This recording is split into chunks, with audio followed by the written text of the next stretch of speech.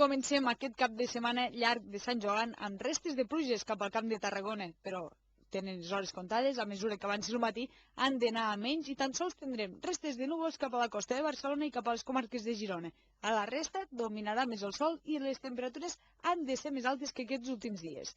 Diumenge, dia de Rebella, s'espera que faci sol, però a la tarda sí que cauran alguns ruixats cap a les comarques de Girona i també a mesura que avanci la tarda i més entrada de la nit podrien escapar-se alguns ruixats cap al prelitoral nord, cap a la zona del Vallès Oriental i cap a l'interior de la comarca de la Selva.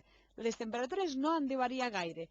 I per acabar, el dia de Sant Joan s'espera que faci bon temps, amb restes de núvols, però en conjunt ha de dominar més el sol i les temperatures tampoc no variaran, se mantindran sense canvis. Bona Revetlla de Sant Joan!